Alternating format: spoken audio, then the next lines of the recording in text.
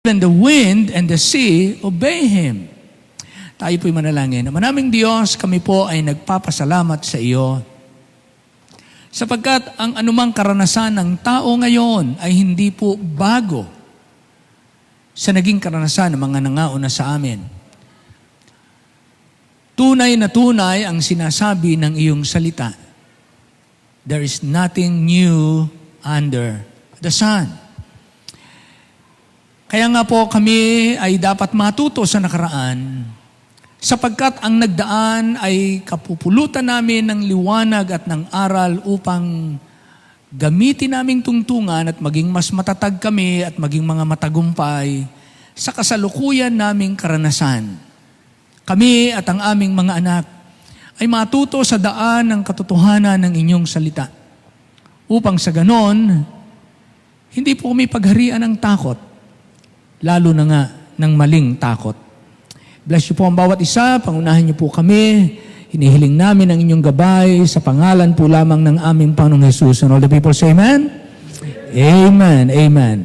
Makaupo na po tayo. Amen. Ngayon po ay kinatatakutan ang coronavirus. At totoong ang tao ay sino ba naman ang hindi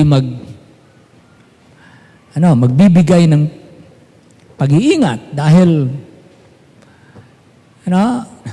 libo-libo ang nangamamatay sa iba't ibang dako, tapos nababalitan natin pagdating dito sa Pilipinas, dito sa atin sa Metro Manila, abay nakapasok na, nag-i-increase, and then merong nakapasok diyan ngayon, merong confirm sa Santa Rosa, palapit ng palapit dito, tapos naandyan sa atin, kinonfine, nung minsan dyan sa ospital dyan sa may tapat ng munisipyo, dinala sa RITM,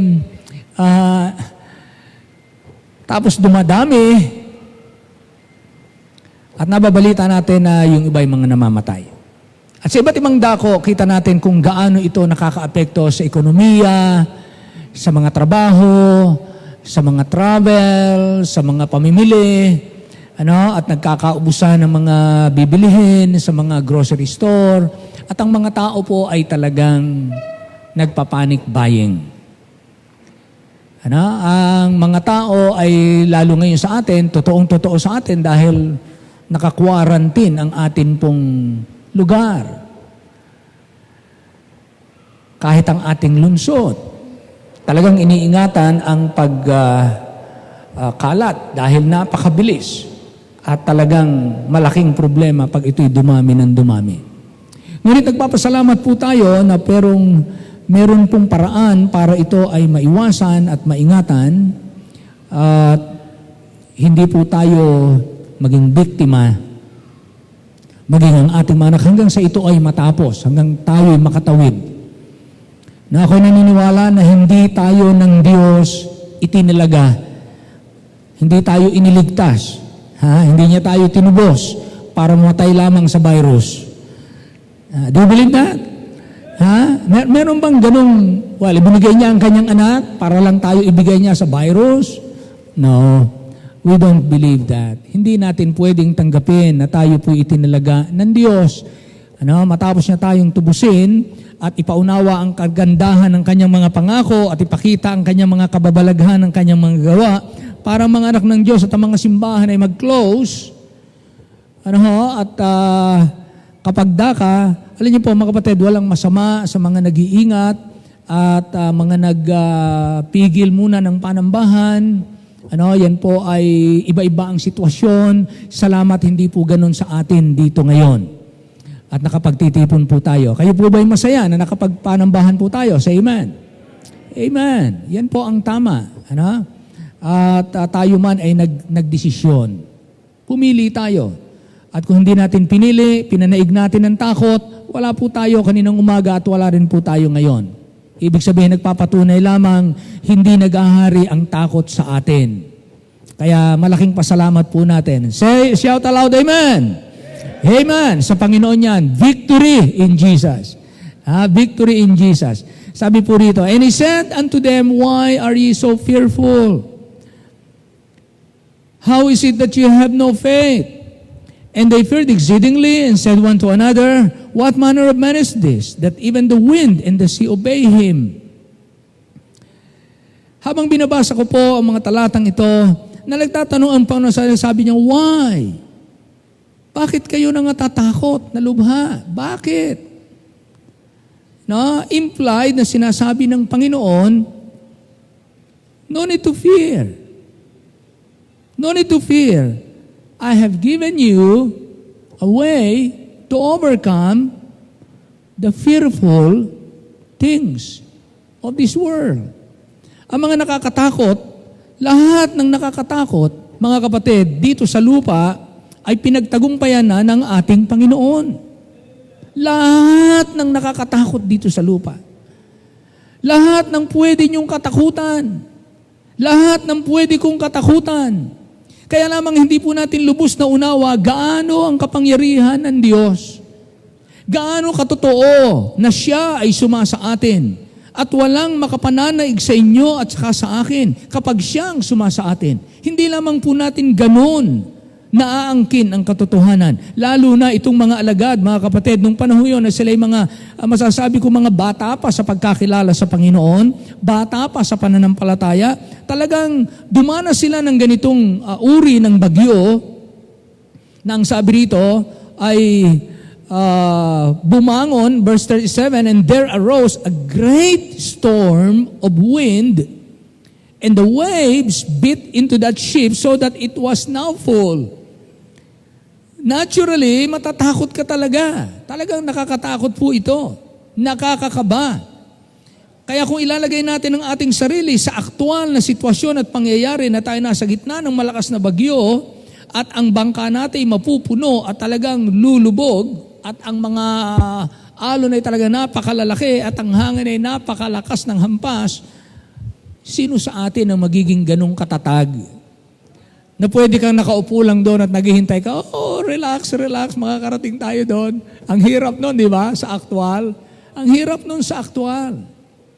Pero ipinakita ng Panginoon paano meron siyang perfect peace. Not because He is God, but because as a man, knowing fully our Father in heaven, He manifested that kind of perfect peace.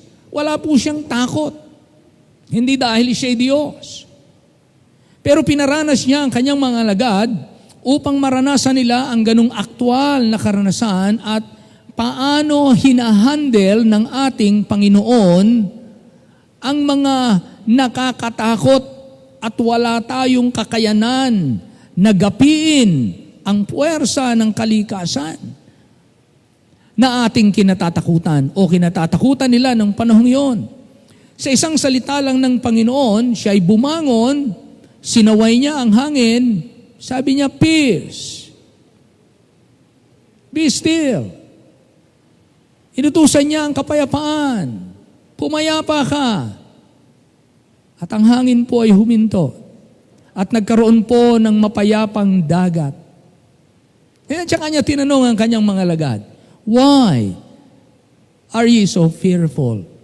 Kung sasagutin po natin yon, kung tayo po ang titingin, masasabi natin mga kapatid na hindi nila lubos nakilala ang Panginoong Hesus ng panahong yon. Tama po ba? Kaya ang tanong nila sa verse 41, "What manner of man is this?" Anong uri ng tao ito? Na pati ang hangin at ang dagat ay sumusunod sa Kanya. Wala po siyang katulad. Wala pa pong ganito. Inutusan ng hangin, inutusan ng dagat, sinasaway niya na parang niyang alaga, di ba? Pagka kayo merong alaga, naglilikot, sinasaway niyo. Stop! Di ba ganon? Minsan may alaga tayong aso, sasaway niya, stop! At pagtigil natin, pagsaway natin, yung aso nakita natin, pakawag-kawag lang na ganon. Dati palokso-lokso, ang kulit-kulit, pag sinigaw mo, sinaway mo, ay amo lang na gano'n. Parang gano'n ang nangyari dito, mga kapatid. Ang sangnilikha, mga kapatid, ay kayang-kayang sawayin ng ating Panginoon. Do you believe that? Say amen. Kayang-kayang sawayin ng Panginoon ang sangnilikha. Pero ang tanong, naroon na siya, bakit pinahintulutan ng Panginoon na ang lakas ng bagay-bagabagi ng kanyang mga alagad, pero siya hindi? Kaya may mga pagkakataon, mga kapatid, na talagang tayo ay dadalhin ng Panginoon sa karanasan na kayo at saka ako ay papahintulutan niya at titignan niya kung ano ang gagawin natin sa oras ng kabagabagan. Mamasdan niya kung ano ang uugaliin nating mga mananampalataya. Kung ang atin bang ekspresyon na mangingibabaw ay yung tayo o ang mangingibabaw ay kung sino ang sumasa atin. Kaya nga nang madinig po natin, nagtatawagan, nagte-text ng gabi, o nag-declare na ang ating Pangulo, ganito, ganito, ganito. Siyempre ho, ang mga pastor nagtitimbang, ang mga Kristiyano, hindi lang ako nagtitimbang. Babawalan ba ng Pangulo, ng gobyerno ang pagkakatipon? Ito ba'y sasaklawin nila? Ano ang aming gagawin? Kami ba'y basta na lang susunod? Pagka sinabing, walang pagkakatipon, walang magsisimba dahil ng coronavirus, yan ba'y sapat ng dahilan para sa atin? Basta na lang ba tayo bibitaw? Mga kapatid, ako'y nagpapasalamat, hindi po natin basta binitawan ang ating panambahan. Amen! Salamat po, mga kabataang ito. Sabado pa, kahit na gano'n na mga kabataang ito, nakita ko, naglilinis dito, inabot ko hanggang gabi, choir practice, lahat po. So palakpakan po natin yung biyaya ng Diyos sa ating mga kapatid. Salamat sa inyo, mga kabataan, mga kapatid namin, salamat sa inyo. Ako, as a pastor, natutuwa ako hindi lamang dahil naglinis, nag-ayos, hindi po. Ang kinatutuan ko, yung laman ng puso ninyo. That will make you different. Yun ang inyong kaibahan.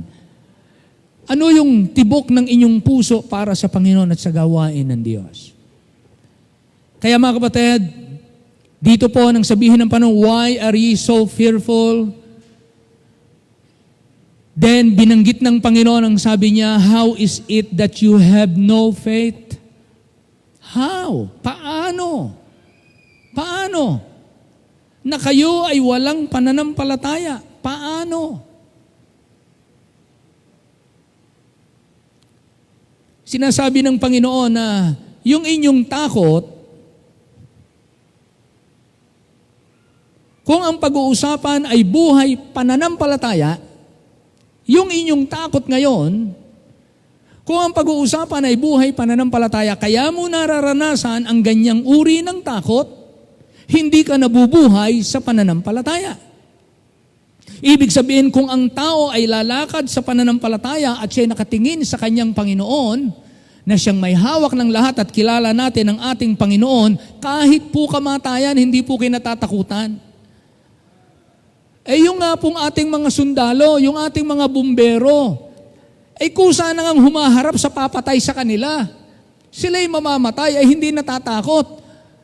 Minsan nga, hindi nga Diyos ang kanilang pinangahawakan. Ang pinangahawakan ay yung kanilang sandata at yung suporta ng gobyerno at yung otoridad nila na hawak at daladala nila. Kaya buong tapang ayaw nilang ibigay ang kanilang gawin ang mga masasamang elemento ng bansa o ng sinuman na gapiin ang katuwiran. Handa silang ipaglaban, mga kapatid.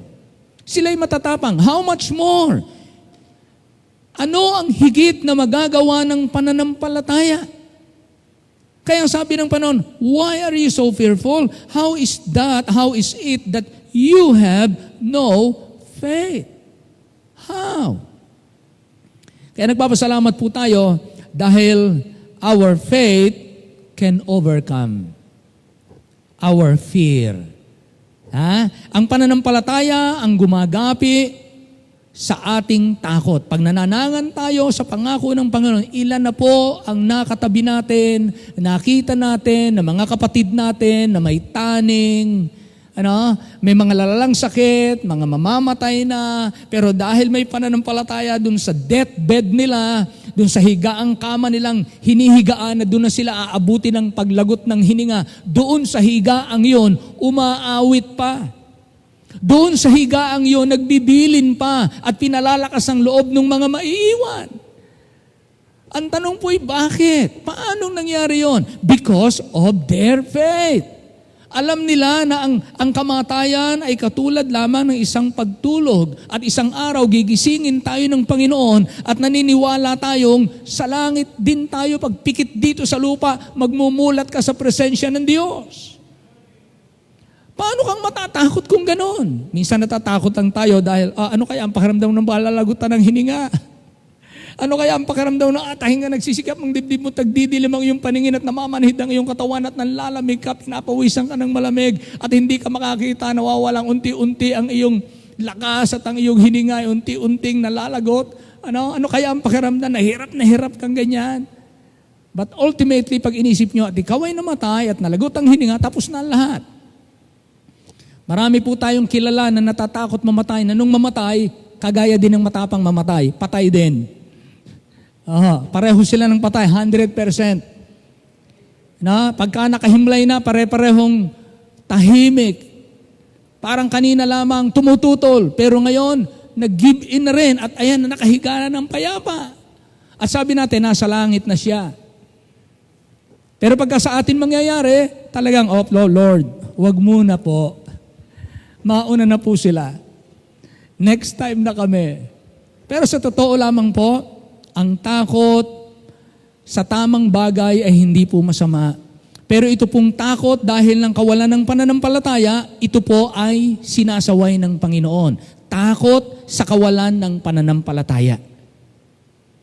Kaya mga kapatid, para hindi po tayo mawala ng pananampalataya at hindi tayo pagharian ng takot, natingnan po natin ang Matthew chapter 24, verses 3 to 8. Punta po tayo, bumalik po tayo sa Matthew chapter 24, verses 3 to 8. Na ito po ang sabi ng Panginoon sa verse 3, and as he sat upon the Mount of Olives, the disciples came unto him privately, saying, Tell us, when shall these things be? And what shall be the sign of thy coming, and of the end of the world?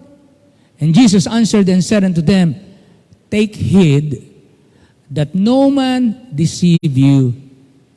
For many shall come in my name, saying, I am Christ, and shall deceive many. Mga kapatid, ito pong ibinibili ng Panginoon. Una, wag nating payagan na tayo ay madaya. Yan ang ayaw ng Panginoon. Ayaw ko na kayo ay madaya. Kaya mag-ingat kayo na huwag kayong mailigaw ng sino man. For many shall come in my name, saying, I am Christ, and shall deceive many. And ye shall hear of wars and rumors of wars. So una, may mga mag-aangkin, ako ang Kristo. Sabi ng Panginoon, mag-ingat kayo na huwag kayong madaya. So mga kapatid, kinakailangan po, kilalang-kilala natin, we are so familiar, we know well the Lord Jesus Christ of the Bible. Hindi na po tayo kinakailangang maghanap ng iba pang Kristo na maraming asawa, Kristo na kapatid ni Satanas, Kristo na matakaw, Kristo na maglalasing, Kristo na hindi nabuhay muli sa mga patay, na ninakaw lamang ang kanyang katawan, Kristo na hindi alam kung ano nangyari doon sa ipinako sa krus.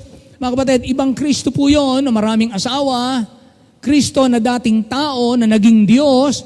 No, that is not the Christ of the Bible. Ang Kristo po ng Bible ay Diyos na nagkatawang tao. Naniniwala po tayo, kinakailangan, we are so familiar, so clear sa ating lahat, sinong Kristo ang ating sinasampalatayanan dahil marami pong mag-aangkin na ako ang Kristo. At ang sabi po rito, hindi madaling ma-identify na ito ay genuine or fake. Kaya ang sabi rito, and shall deceive many. Kaya mapalad po tayo kung tayo ay hindi na madaya at maibaling sa maling Kristo dahil kilala mo na ang totoong Kristo ng salita ng Diyos. Mapalad po tayo. So una, mag-ingat po na huwag tayong mailigaw ni numan. Sabi natin, Pastor, siguro naman ako hindi na ako maililigaw. Op. Huwag niyo pong kasabihin kaagad nang hindi mo talaga alam ang salita ng Diyos. Bago natin sabing hindi tayo maililigaw, kinakailangan nagbabasa tayo ng salita ng Diyos at kilala natin ang ating Panginoong Hesus. Dahil marami po, kahit mga mangangaral na ang una ipinangangaral ang Kristo ng Biblia, na ngayon ay ibang Kristo na ang kanilang dala. O biruin yan, ilang pastor na, ilang Kristiyano na dating ang naniniwala sa Diyos, sa Trinity, ngayon ay atheist na. Nakarating lang sa ibang bansa. Nakakausap lang ng mga tinatawag na mga scholars ng mga universidad. Marami po ang nadaya. Hindi po ito simple. Si Satanas po ay matalino.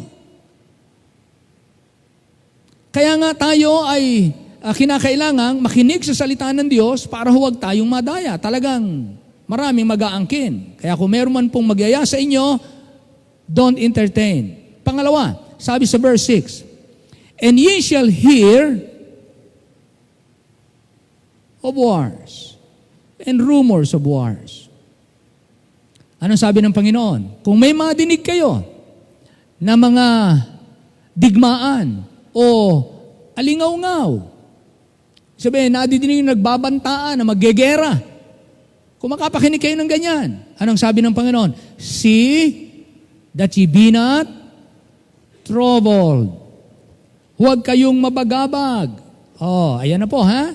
Huwag kayong madaya. Huwag kayong mabagabag. Pag nakita nyo ang lahat ng ito, sabi niya, "For all these things must come to pass, but the end is not yet."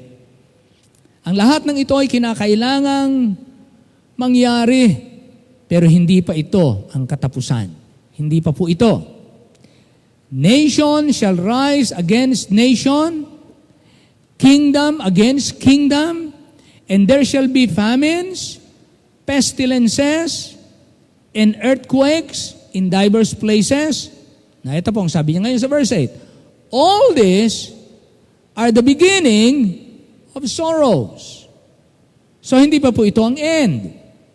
Hindi pa po ito ang katapusan ng mundo. Kaya ito po ang ating nadidinig ngayon na coronavirus, kasama po ito sa pestilences. Pestilences. Tinignan ko po ang synonym na salita ng pestilence or pestilences. Ito po ang nakalagay. The synonym of this word is plague. Contagious. At yan ang coronavirus. Contagious. Outbreak. Virus. And pandemic. Coronavirus is called pandemic by the World Health Organization. Endemic, pagkabahagi lang ng bansa. Epidemic, pag kumalat sa buong bansa. Pandemic, pag umabot na sa ibang bansa. Iba't ibang mga bansa at continents. Kaya ang coronavirus ay hindi na lamang endemic, hindi lang epidemic. Ito po ay pandemic. Ito po ay kasama sa tinatawag ng Bible na pestilences na sinasabi ng Bible, all these are the beginning of sorrows, na kasama sa sinasabi ng Bible, see that ye be not troubled. Yung po ang mahalaga. See that ye be not troubled. Kaya nga po, hindi ang pinag-uusapan dito ay ilan ang namatay. Hindi ang pinag-uusapan dito ay gaano kalala. Ang pinag-uusapan po dito ay hanggang saan nakarating. Gaano kalawak ang kanyang nasakupan, naapektuhan. Kaya tinatawag pong pandemic. At ngayon po, ito ay kalat na halos sa iba't ibang panig ng daigdig. Kausap ko po yung aking bayaw si Brother Linus sa Nigeria. At sabi niya, sa Nigeria, wala pa. Sabi niya, hindi mabuhay ang virus dito dahil dito yung napakainit. Tag-init ngayon dito at napakainit. Hindi nabuhay ang virus. Well, ganun pa man, sabi ko sa kanya, pero hindi pa rin tayo makakatiyak. Baka maya-maya lamang yung virus na inarya na rin sa inyo. Pero ngayon, malaya pa po sila. Pero salamat po kung may mga lugar na hindi po antalahin ng mga ganitong bagay. Pero tingnan po natin, tingnan natin ang nakaraan. Ano po? So ang tanong natin, Lord, what is the point? What is the reason? Paano ko haharapin ito? Paano ko titignan ang nangyayaring ito? Ba't hindi ako dapat matakot? Now, titingnan po natin ang nakaraan. Tignan po natin, sumilip tayo sa isang kasaysayan na nakaraan na sinasabi sa Lucas, Kapitulo 13, talatang 1 hanggang 5. Luke chapter 13, 1 to 5. Tingnan po ninyo ang Luke chapter 13, 1 to 5. Sabi dito, there were present at that season some that told him of the Galileans whose blood Pilate had mingled with their sacrifices. And Jesus answering said unto them, suppose ye that these Galileans were sinners above all the Galileans because they suffered such things? I tell you, nay. But except, ye repent. Except you repent, ye shall all likewise perish. Or those 18 upon whom the tower in Siloam fell and slew them, think ye that they were sinners above all men that dwelt in Jerusalem? I tell you, nay. But except you repent, ye shall all likewise perish. Anong klaseng kamatayan ba ang nangyari dito, mga kapatid?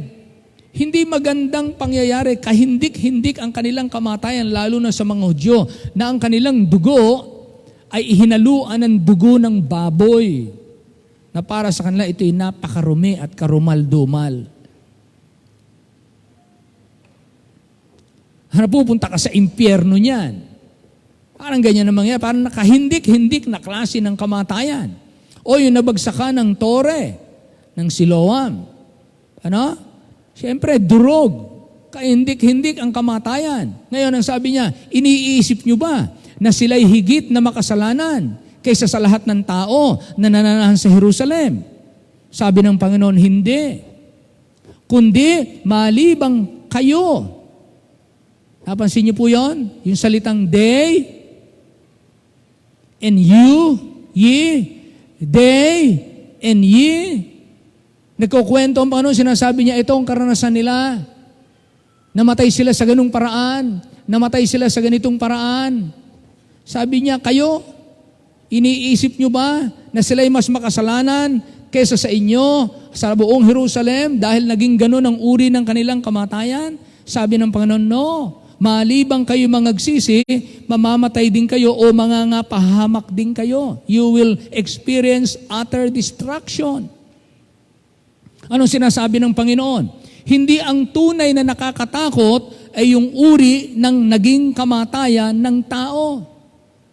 Hindi po yun, yung ganong klaseng ang dugo, hinaluan ng dugo ng baboy at nabagsakan ka ng tower, na durog ka kung ano man. Hindi yun ang kahindik-hindik na kamatayan. Ang kahindik-hindik na kamatayan ay yung ikaw ay namatay nang hindi ka nakapagsisi sa iyong kasalanan. Yun ang sinasabi ng Panginoon. Kaya hindi po ang nakakatakot, mga kapatid, yung tayo ay dapuan ng virus. Ang nakakatakot po, yung tayo ay mamatay nang hindi tayo nakapagsisi, wala tayong salvation. Hindi tayo napatawad. Yun ang nakakatakot sa lahat. Kaya nga sabi ng Bible, huwag kayong matakot sa pumapatay ng katawan na hindi nakakapatay ng kaluluwa. Ang katakutan ninyo ay yung pumapatay ng katawan at kaluluwa sa impyerno. Yun ang nakakatakot. So mga kapatid, salamat po na ito ay hindi natin dapat paghariin sa atin. Ang takot sa mga lumalala na nadidinig natin. Ang kailangan lang po natin, mag-ingat.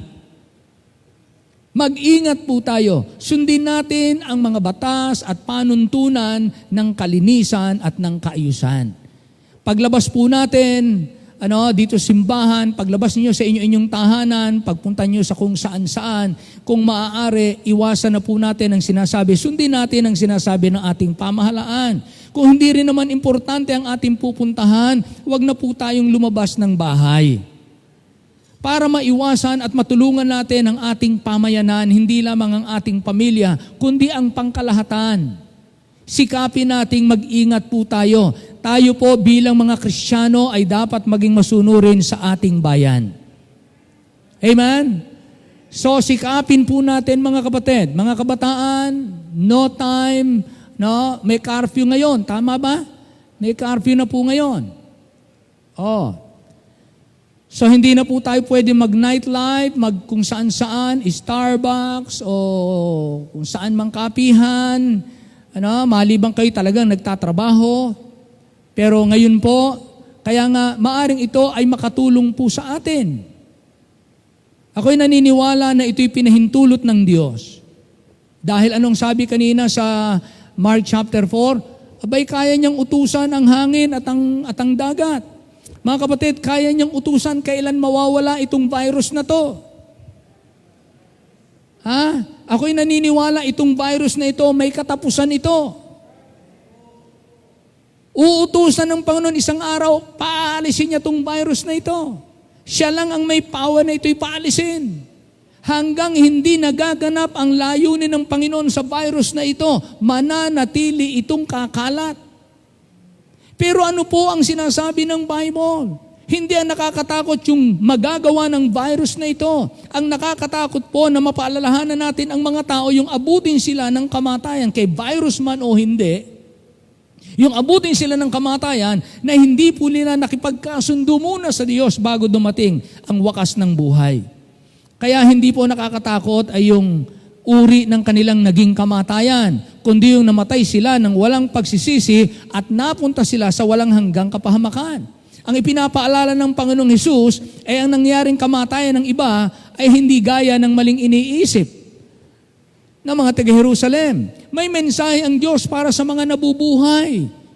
Ikinuwento niya ang nakaraan upang yung mga nananatiling buhay ay magkaroon ng aral na mapulot at maliwanagan sila anong intensyon ng Diyos, bakit niya ipinahintulot na mangyari ang mga ito. So mga minamahal, bakit pinahintulot ng Diyos na kumalat ito ng ganito? Ang mensahe po, lahat ng tao ay dapat magbalik loob sa Diyos. Yun po ang mensahe ng Bible. Ang itinuturo ng Bible, magbalik loob ang tao sa Diyos. Lahat ay makinig sa kanyang anak. Lahat ay lumapit kay Kristo para sa kapatawaran ng kasalanan dahil ang bunga ng kasalanan ay hindi lamang ito. Marami pa pong bunga. Habang dumadami ang tao, naalala niyo po, nung una pwedeng mag-asawa kahit magkamag-anak dahil kakaunti pa sila. Pero habang dumadami ang tao, binawal ng Panginoon ang mag-asawa ng malalapit na kamag-anak. Dahil parami po ng parami ang disorder ng mga tao. Hindi pwedeng magkakalapit na kamag-anak. Kaya nga po mga kapatid, ang Bible very, very healthy kung susundin po ng tao. No? So, tinignan po natin itong nasa Luke chapter 13, and then tingnan po natin ang Genesis chapter 6. Na una, kalooban ng Diyos, bakit nangyayari ang mga ito, kung ano man ang nangyayari ngayon, kalooban ng Diyos, lahat ng tao ay magbalik loob sa Diyos. Yan po ang una. Pangalawa, magbalik tanaw ulit tayo sa nakaraan. Genesis chapter 6, 5-7. Genesis chapter 6, 5-7. Basahin natin. Read with me, mga kapatid. Tingnan po natin, ha? Look at verse 5, Genesis chapter 6 and verse 5. Basahin po natin lahat. Ready? Begin. And God saw that the wickedness of man was great in the earth, and that every imagination of the thoughts of his heart was only evil continually. And it repented the Lord that he had made man on the earth, and it grieved him at his heart. And the Lord said, I will destroy man. Sino magdi-destroy? I will destroy man, whom I have created from the face of the earth, both man and beast, and the creeping thing and the fowls of the air, for it repented me that I have made them. Bakit po? Nagkaroon ng kapighatian sa puso ng Diyos at nagkaroon ng pagbabago sa kanyang isipan sapagkat sabi ng Bible sa verse 5, nakita ng Diyos na ang kasamaan ng tao ay palala ng palala sa lupa. Mga minamahal, ang coronavirus na ito, nakikita ng Diyos na palala ng palala ang ginagawa ng mga tao dito sa lupa. Ito'y paalala at mensahe ng Diyos para mga tao manumbalik sa Kanya. Ito po ang makapipigil, manumbalik ang tao sa Kanya. Maging ang mga anak ng Diyos. Marami pong mga worldly Christian sa ating panahon. They don't care about serving God. They don't care about winning souls. They don't care about faithfully reading the Word of God. They don't care about praying without ceasing. They don't care about being filled with the Holy Spirit. They just live naturally day by day as if everything is normal even without the feeling of the Holy Spirit in their lives. Mga kapatid, hindi po nagugustuhan ng Diyos. Kaya mga kapatid, pinapahintulot ng Diyos ang mga ganito para tayo, pati tayo, damay tayo. Pag tayo ngayon nanalangin, sabi natin, Lord, ingatan niyo po yung aking kapatid, yung aking magulang, yung aking anak, ang aming bayan sa kumakalat, lumalala. Lumalapit ka ngayon sa Diyos, natatakot ka, nagiging mahalaga ang panalangin, nagiging mahalaga ang Diyos, kailangan mo ang Kanyang tulong. Pero pag wala ito, parang every day, every morning, every night, ang pinag-uusapan natin ay pera, pagkita ng pera, pagkita ng pera, pagkita ng pera. Mga minamahal, hindi po kayo lamang. Hindi po ako lamang. Lahat ng mga Kristiyano sa buong mundo. Ano kaya ang nakikita ng Diyos sa puso ng mga taong wala sa Diyos at ng mga taong nagsasabing sila'y sa Diyos? Mga minamahal, kung titignan natin, napuot ang Diyos, nagalit ang Diyos dahil ang sabi niya, and God saw. Mahalagang nakikita ng Diyos sa puso ng mga tao. Maging sa mga simbahan, mga minamahal, hindi tayo naglilingkod sa simbahan na gumagawa tayo ng ating mga grupo at ng ating mga barkada at ng ating sariling ministeryo. Tayo po'y naglilingkod sa isang Diyos at Hari ng mga hari. Ang inyong ginagawa at ang aking ginagawa at ang ginagawa nila ay pare-parehong para sa Kanya, hindi po para sa atin. Amen? Wala hong para sa atin dito. Ito po'y para sa Kanya. Wala pong akin, walang iyo. Ito po'y sa Diyos lahat. Kaya kung titingnan, ano kaya ang nakikita ng Diyos? Araw-araw sa tuwing umaga, sa tuwing tanghali, hapon at gabi, kung titingnan ng Diyos, anong nasa isipan natin? Mag-enjoy?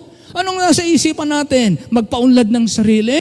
Anong nasa isipan natin? Pumunta sa magagandang lugar? Anong nasa isipan natin? Magpaunlad at maglagay ng panibagong pagkakakitaan ng pera? Mga minamahal, marami na pong mayayaman na nabigo sa buhay na hindi natulungan ng kanilang kayamanan. Marami pong relasyon ng mga mag-asawa na magaganda ang bahay, kayang pumunta kung saan-saan, maraming pera, kaya nilang humiga sa pera. Pero hindi nila gustong magsama. Hindi po maganda ang kanilang buhay. Anong nakikita ng Diyos? Sabi ng Bible, and God saw that the wickedness of man was great in the earth. Marami po for show na lamang ang church, parang nagiging routine, parang isang something that you will go to be entertained. At pagka hindi ka na-entertain, uuwi kang nagrereklamo. At pagdating sa bahay, madalas tayo, hindi tayo blessing sa bahay. Napakaganda po kung makita ng Diyos,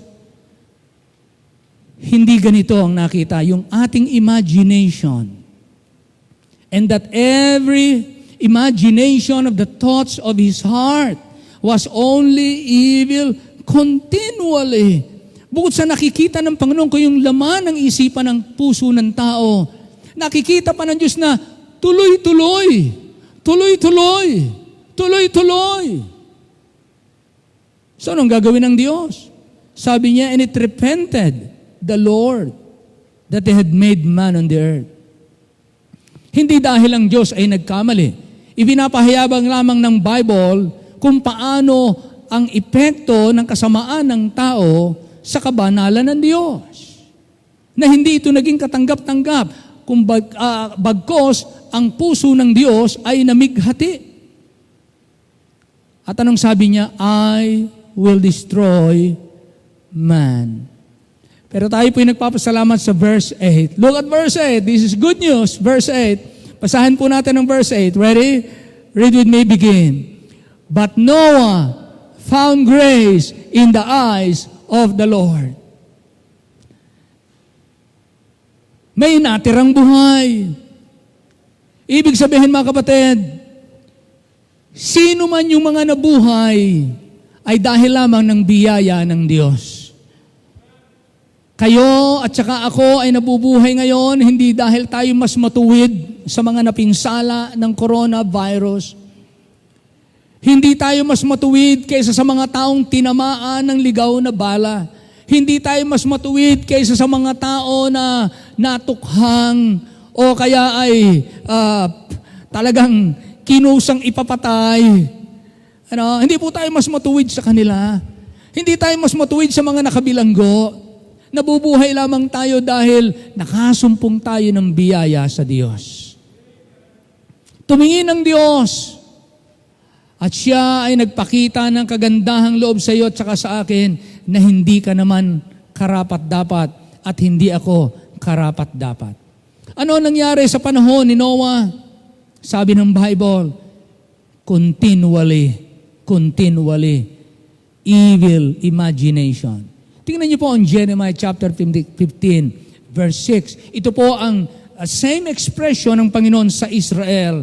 It's the same what happened. It was expressed in Jeremiah chapter 15, verse 6. Look at this, Jeremiah 15:6. Ang sabi dito, Thou hast forsaken me, saith the Lord.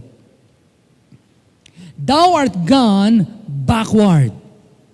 Therefore, will I stretch out mine hand against thee and destroy thee? Then ang sabi ng Panginoon, I am weary with repenting. Yung ginagawa ng mga taong pagsisisi, hindi na ng Diyos kinatuwaan kasi hindi po totoo. Hindi po totoo. Ritual na lamang nila.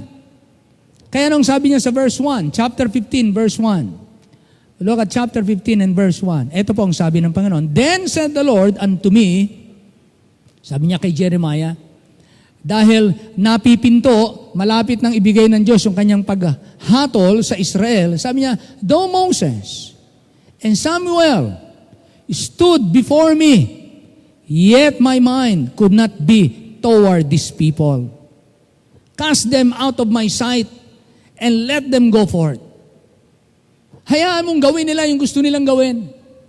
Kahit ang mamagitan sa kanila sa akin ngayon ay si Moises at saka si Samuel, tumayo sa harap ko at ipakusap itong mga taong ito. Sabi niya, nagdesisyon na ako. Nagdesisyon na ako. Cast them out of my sight. Let them go forth. Sige, hayaan mong gawin nila yung anong gusto nilang, maibigan nilang gusto nilang gawin. Sige, gawin na nila. Pero hindi na nila ako mapipigil sa aking gagawin. Sawa na ako sa itsura na ipinakikita nila na sila'y nagsisisi, pero hindi nila tinutotoo. Kapatid, yan ang mensahe sa ating panahon.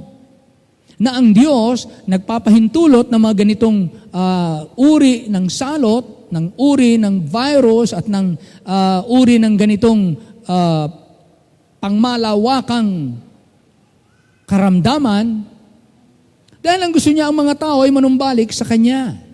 Ayaw niyang ang tao ay magpatuloy. Itong coronavirus na ito is an act.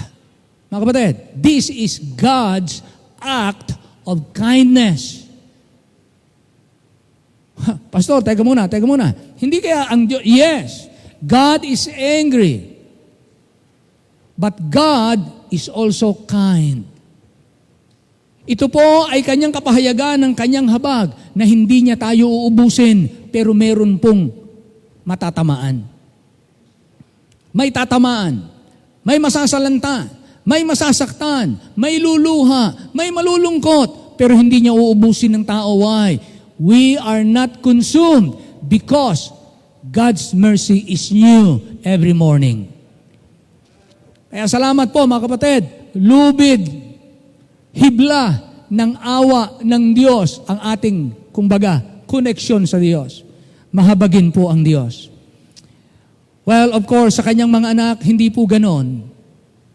Kundi sa mga tao na nagbububo ng dugo patuloy ang pang-aapi, patuloy ang pandadahas, patuloy ang pagpapakasama-sama at pagpapakarumi na sinasabi ng Bible, ang marurumi ay marurumi pa, magpapakarumi pa, at ang mga banal ay magpapakabanal pa. Kaya tayo po ay nagpapasalamat, kayo, ako, mga simbahan, mga mananampalataya sa iba't ibang dako, sila po ay lalong nagsisikap na magpakabanal. Sinisikap ng dyablo na tuksuin ang mga simbahan para gawing worldly at dungisan at ibagsak ang mga mananampalataya. Pero mga kapatid, ito po ang aral po sa atin. Tanawin natin ang nakaraan. Nangyayari ang mga ito at pinapahintulot ng Diyos dahil nalulungkot ang Diyos sa kanyang nakikita sa tao.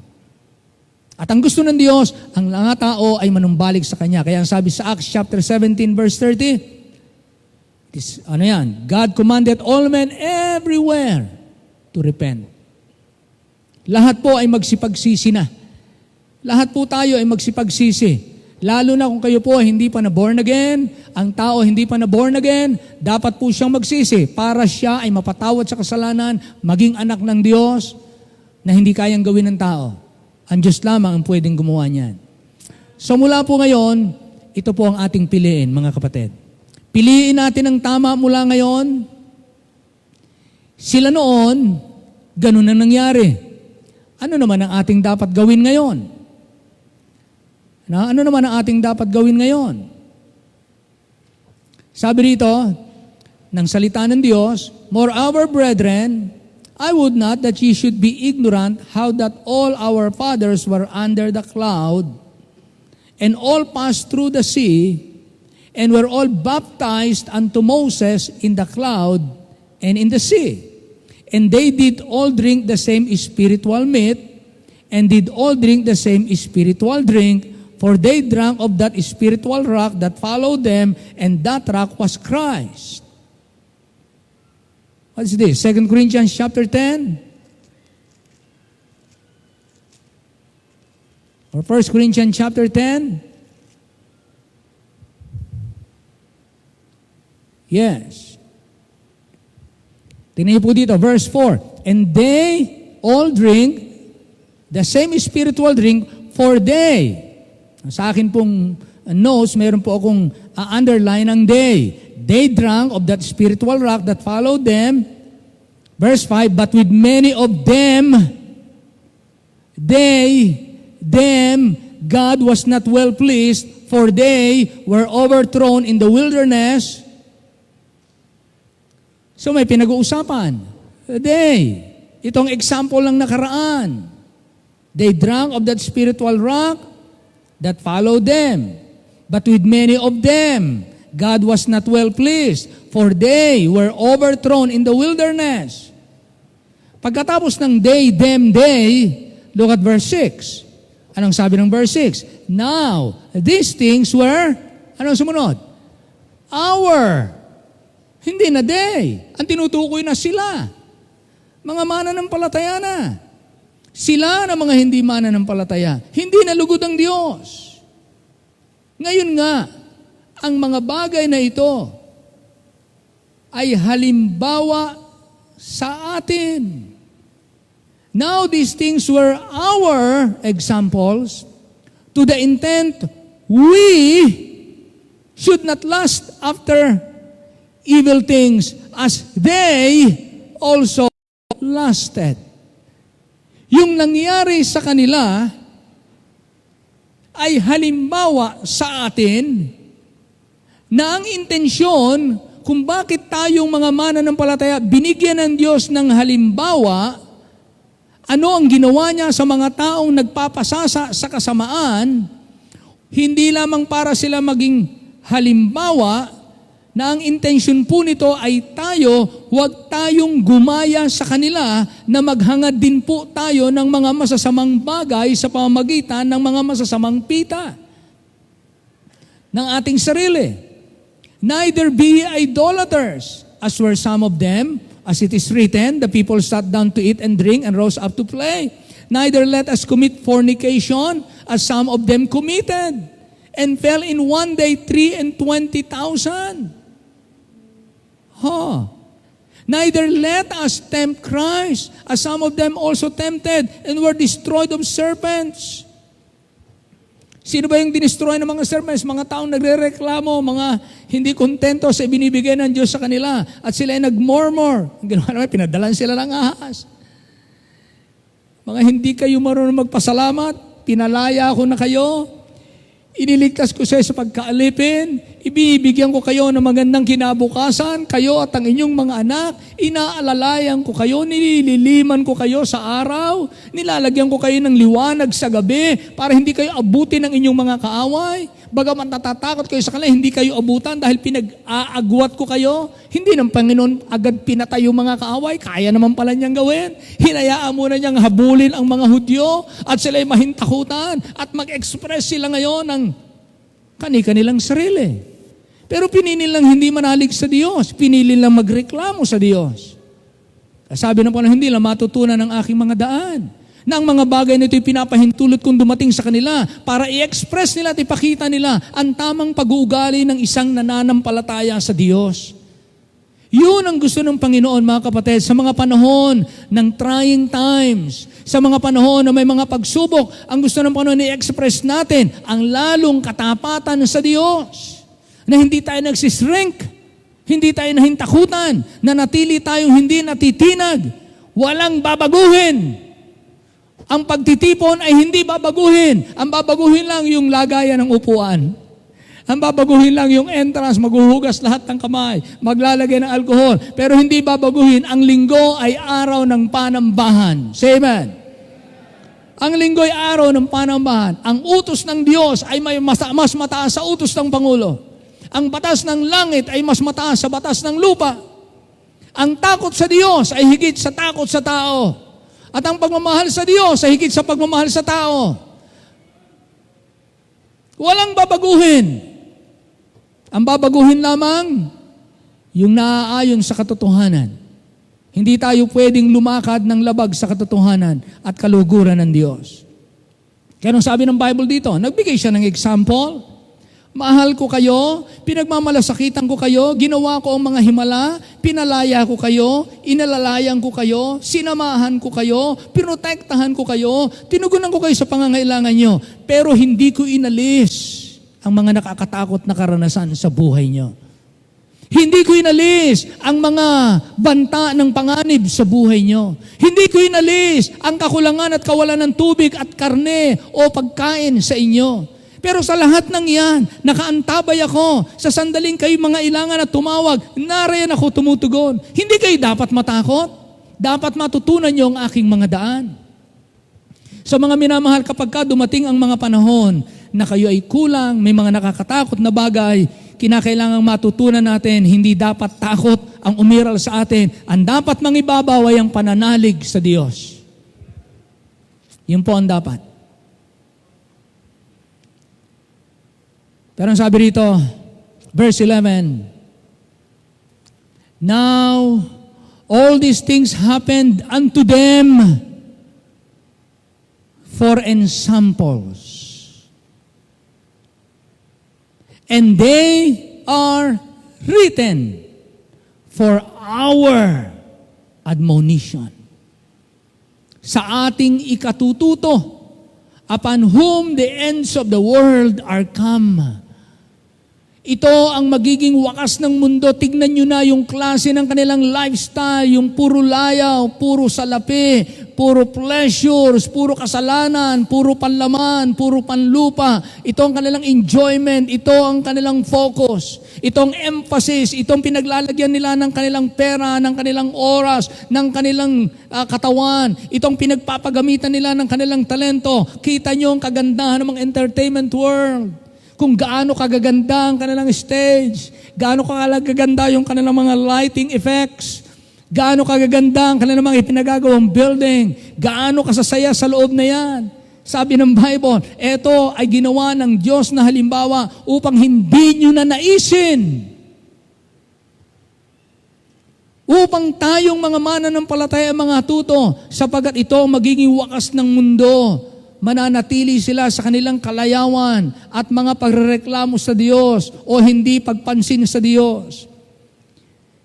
Then verse 12, wherefore, let him that thinketh he standeth take heed lest he fall.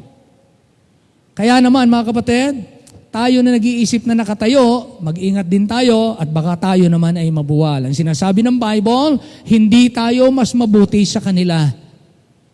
Kung sila ay natukso, kung sila ay naligaw, kung sila ay nadaya, kung sila ay nailihis, kahit mananampalataya tayo, pwede rin po itong mangyari. Pwede rin itong mangyari. Kaya kahit mananampalataya ka na, kahit ang Diyos ay sumasa iyo, mag-ingat tayo. Sabi ng Bible, wherefore let him that thinketh he standeth take heed lest he fall.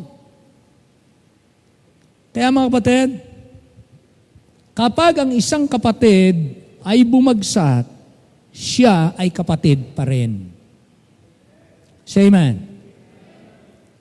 Hindi ko mo kapatid sa pananampalataya, hindi ko mo taong tinatahanan ng Espiritu ng Diyos, hindi mo ko mo nag-aaral ng salita ng Diyos, hindi ko mo graduate ng Bible school, hindi ko mo matagal na sa pananampalataya, ay hindi babagsak. Sabi ng Bible, kung nag-iisip ka na ikaw ay nakatayo, ikaw ay matatag, ikaw ay matagumpay, mag-ingat ka, baka ikaw ay mabuwal. Ano sinasabi ng Bible sa atin? Let us walk humbly before God. Kung kayo nakakatayo, nakapaglilingkod ngayon, kung tayo nakatayo at nakapaglilingkod ngayon, sabi ng Bible, huwag kang magyabang. Kung nag-iisip pang ikaw ay nagtatagumpay, ikaw ay pinagpapala ng Diyos, baka ikaw ay mabuwal. Sa mga kapatid, hindi tayo dapat matakot sa mga nangyayari sa ating paligid. Kundi tayo man ay dapat magsaliksik ng ating sarili, saan ako nagpapabaya sa kalooban ng Diyos. At kung meron akong pagkukulang at maling nagagawa, dapat po tayong magsisi at manumbalik loob sa Diyos. And then lumakad tayo na may buong pagpapakababa sa kalooban ng Diyos. At akayin po natin ang marami sa kanyang paanan. Luke chapter 17. Let's go to Luke chapter 17 verses 26 hanggang 30.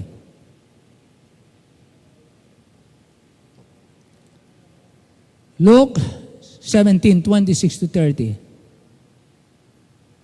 Natingnan na po natin ang mangyayari sa ating unahan. Ito na po ito na po ang hubog ngayon ng mundo. Ito na ang hubog ng mundo. Luke 17:26. At kung paano ang nangyari sa mga karawan ni Noe. Gayon din naman ang mangyayari sa mga kaarawan ng anak ng tao. Bago ang ating Panginoong Hesus bumalik, sabi niya, kung anong naoobserbahan ninyo nung panahon ni Noe bago gunawin ang mundo, yan din ang maoobserbahan ninyo bago bumalik ang ating Panginoong Hesukristo.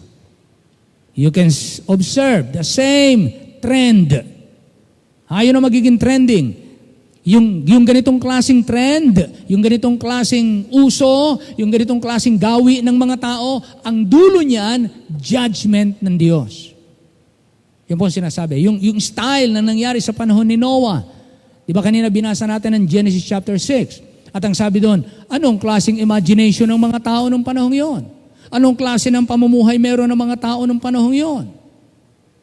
Wickedness. The imagination of men. Matindi ang imagination ng mga tao ngayon. Minsan, kung isipin natin, ano kaya ang imagination ng mga tao sa mga panahong ito? Na ang YouTube, ang Netflix, ang cable TV, lahat ng klase ng panoorin na pwede mong panoorin tungkol sa kasamaan, tungkol sa karumihan, tungkol sa kalaswaan. Nariyan na. Ilan ang nanonood? Ilan ang umiiyak na after niyang manood, guilty siya. Ilan yung after niyang manood, alam niya, marumi yung hinawakan niya, marumi ang isip niya. Ilan yung nanonood ng lihim na nakikita ng Diyos and it grieved God's heart. Kung paano nangyari sa mga karawan ni Noe, gayon din naman ang mangyayari sa mga karawan ng tao. Same. Ibig sabihin, yung scale, yung lawak ng pagdami ng mga ang style ng buhay at ang style ng pag-iisip ay palayo, parumi, pasama ng pasama ng pasama. Ganon ang nangyari sa panahon ni Noe. Sabi ng Bible, bago dumating ang Panginoong Hesukristo, yun din ang maoobserbahan nyo sa general public. General public. 1727, sila'y nagsisikain. Sa dami ng kainan ngayon. Sa dami ng masasarap na pagkain. Sa YouTube na lang makakakita ka ng iba't ibang klaseng luto ng pagkain. Punta ka ngayon, napakarami restaurant, iba't iba. Samantalang dati nanonood lang tayo, nag-i-imagine tayo, ano kayong lasa ng pagkain na yan? Ngayon, andun na tayo sa mga kainan na yan. Well, pastor, masama bang tayo tumikim ng mga masasarap na pagkain? Masarap bang pumasok sa Japanese restaurant, Vietnamese restaurant, American food? Masama bang kumain sa Eat All You Can, sa Viking, sa kung saan? Well, hindi po yun ang sinasabi ng Bible dito. Hindi po ang masama yung kumain. Sabi nga ng Bible, ito'y nilikha ko para inyong i-enjoy. Ibinigay ko yan sa inyo para inyong kainin. Kumain kayo. Pero ang sinasabi po rito, sa panahon ni Noah, kasama ng kanilang pagkain, yung kanilang pamumuhay ay hiwalay na sa Diyos. Kumakain sila ng kumakain na wala ang Diyos sa kanilang isipan at wala silang pakialam sa Diyos kung anong kanilang maging buhay. Basta sila ay kumakain, ini-enjoy nila ang kagandahan ng ginawa ng Diyos, pero wala silang pakialam sa Diyos. At ito po ang sinasabi ng Bible na magiging trend sa iba't ibang bansa. Tingnan niyo po ang tourism. Sumakay kayo ng eroplano. Pagsakay niyo sa eroplano, ang dyan sa harapan ninyo ang 3 klase ng magazine kaagad. Hablutin niyo ang isang magazine at buklatin ninyo sang katutak na saan mo gustong kumain, saan mo gustong kumain. Pagdating mo rito, itong pagkain, itong mga pagkain, itong mga pagkain. Bakit? Sapagkat ang hanap ng tao pagpunta sa isang lugar, ano kayang masarap na pagkain dito? Walang masama po doon. Ang sinasabi lang ng Bible, kung tayo naghahangad laging kumain tapos ang Diyos, hindi na kasing halaga ng dapat. Mas mahalaga na ang pagkain ngayon. Handa akong gumastos ng libo-libo. Handa akong gumastos regular ng libo-libo para sa pagkain ko. Pero para sa gawain ng Diyos, I don't care. Baka mas maganda pa ang record natin sa mga restaurant ng pagbabayad kaysa kung titignan ng record natin sa ating tithes and offering. Pambihira, no? Pagdating sa mga bayaran at mga obligasyon sa mga restaurant, mga kakainan, titingnan ng presyo, 500, isang kain, 700, isang kain. Okay lang yan, kaya ko yan. Sige, libre kita. Magkano, kinahit na. Sige, sagot ko na lahat yan. Walang problem doon eh. Ang problem, kung kaya natin gumastos na magpakain, masaya tayong magpakain, pero hindi tayo marunong magpasaya ng Diyos na nagpapakain sa atin. Yan ang mahirap, mga kapatid. Binibigyan tayo ng Diyos ng ating ikasisiya, pero dapat po, mga kapatid, habang binubuhay tayo, bigyan natin ng kasiyahan ng Diyos natin. Hindi naman ang Diyos natin ay ang ating tiyan. Huwag tayong gumaya sa kanila. Huwag tayong mahirati sa kanila. Huwag tayong mahila ng ginagawa. Walang masamang kumain. Enjoy your food. And serve God. Mahirap po yung you enjoy everything that God has given you and yet God cannot enjoy you. Parang anak ba? Ang hirap pa nung ang anak mo eh. Pakain mo, pagamot mo, yakap mo sa gabi, ayaw mong giginawin, halik-halik mo, lagyan mo ng pabango, planuhan mo ng laging bago, laging malinis, laging mabango, laging feel na siya'y mahal, na hindi siya magmukhang kawawa at feel all alone. Ayaw mong ganun siya nag-iisa. Lahat, ando ng suporta mo sa kanya. Tapos habang lumalaki yung anak mo, walang pakialam sa iyo. Lumalaki yung anak mo, mas tapat pa sa kaibigan kaysa sa iyo. Lumalaki yung anak mo, mas takot pa sa paaralan sa teacher kaysa sa magulang. Aba, teka muna, mali yata ang nangyayaring palaki sa mga anak kong ito. Ano ba natutunan nitong anak kong ito? Yan po mahirap, mga kapatid. Lahat po tayo walang perfect. Pero ang salita ng Diyos nagpapaalala sa atin, bangon po tayo. Kung saan tayo nagkulang, Lord, punan niyo po kami. Kung saan kami nagkulang, walang perfect sa amin. Pare-pareho po kami na may kanya-kanyang pagkukulang sa buhay. Kaya ang mensaheng ito, kanya-kanya na po tayo ng pulot, kanya-kanya tayo ng kuha ng kakainin natin, at saan tayo mag-i-improve. Amen? Kanya-kanya po ito. This is general, this is faceless. Wala akong nasa isip na mukha o tao. Ang pinag-uusapan natin ay salita ng Diyos. Kaya ano ang dapat makita sa mga darating na buhay ng tao? Sabi dito, sila nagsisikain, sila nagsisiinom. Sila nag-aasawa at sila pinapag-aasawa hanggang sa araw na pumasok sa daong si Noe.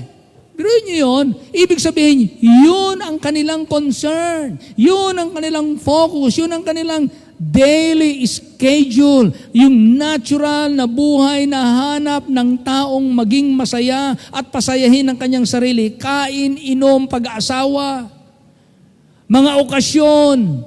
Hindi nila alam ang panahon na araw na yun ang paghuhukom. Yun ang nangyari. At ang sabi ng Bible, ito rin ang mangyayari sa ating panahon. Salamat sapagkat tayo mga mananampalataya, actually, hindi tayo kasama dito. Hindi tayo kasama dito. Kaya lamang ang sinasabi ng Bible, kaya ako ito pinakikita sa inyo para maging halimbawa ninyo na huwag kayong gumaya. Bakit? Kasi kayo ang ilaw at asin ng sanlibutan. Huwag kayong gumaya sa kanila. Ang kaibahan ninyo, yung pagsunod nyo sa Panginoon. Kawawa naman sila kung wala silang makitang liwanag at pagbabago sa inyo. Nakagaya din naman nila tayo. Nagustuhan ko rin niyang mag-inom, nagustuhan ko rin niyang manigarilyo, nagustuhan ko rin niyang ginagawa niyo, pero bakit nabago ang buhay namin kung hindi makikita sa atin? Sila nagsikain, nagsiinom, nag-asawa, pinapag-asawa, hanggang sa araw na pumasok sa daong si Noe at dumating ang paggunaw at nilipol silang lahat. Gayun din naman kung paano ang nangyari sa mga kaarawan ni Lot. Sila'y nagsisikain, sila'y nagsisiinom, sila'y nagsisibili, sila'y nangagbibili, sila'y nangagtatanim, sila'y nangagtatayo ng bahay. Sa panahon ni Lot, ganun din ang mangyayari sa panahon ito sa huling araw. Anong sabi ng Bible? Ando na naman yung nagsisikain. Talaga masarap nga naman kumain, ano? Nagsisiinom, nagsisibili, lalo na ngayon, may online na. Ang sarap ng mamili. Lalo ngayon may credit card pa. Ang sarap mamili. Nangagbibili. Sila'y nangagtatanim. Sila'y nangagtatayo ng bahay. Ano po yung mga activities na ito? Puro mga activitying panlupa. Basically, hindi po ito masama. Bakit po naging masama? Sabi rito, si Lot, aalis ng Sodoma at Gomora, uulan na ng apoy, hindi alam ng mga tao. Andun sa restaurant ng mga tao nung panahon ng umulan ng apoy. Nagkakainan, nagiinuman, umulan ng apoy. Wala silang kahanda-handa. Wala silang kaabog-abog, kaalam-alam. Walang katakot-takot, parang everything is normal at ang bukas ay kagaya rin ng ngayon at ang ngayon ay kagaya rin ng kahapon. Walang nakakatakot na paghahandaan sa bukas. Hanggang ang sabi ng Bible, datapwat ng araw na umalis sa Sodoma si Lot. Umulan mula sa langit ng apoy at asupre at nilipol silang lahat. Mga minamahal, si Lot ay type ng mga Kristiyano. Bago umulan ng apoy, bago ilagpak ng Diyos ang kanyang poot dito sa lupa, yung wrath of the Lamb, bago ibagsak yung day of the Lord, the day of darkness, the day of damnation and destruction, bago dumating yon, kukunin muna ang mga anak ng Diyos. Kayo yun at saka ako. Tayong mga mananampalataya, kagaya ni Lot, hindi umulan ng apoy, hindi ng Diyos maibagsak yung hatol sa Sodoma at Gomorrah. Naroon sila Lot. Naroon yung mga save. Kahit karnal, save. So ang ginawa ng Panginoon, hinila muna ng mga anghel. Ayaw pa nga umalis nila Lot kasi nangihinayin sa kanilang investment sa Sodoma. Ayaw pa nilang umalis. Hinayang pa sila. Ang ginawa nung kinalagkan, hinawakan na sila, hinila na sila, kinalagkan na sila. Nung umaalis silang ganyan, saka umulan. Yan ang rapture, mga kapatid. Aalisin muna tayo dito sa lupa bago ibagsak ng Diyos ang kanyang poot. Again, marami pong discussion kailan ang rapture. Kasi meron pong wrath of Satan, ito po yung Great Tribulation, na kung saan uusigin ng husto ang mga mananampalataya, tribulational saints, wrath of Satan.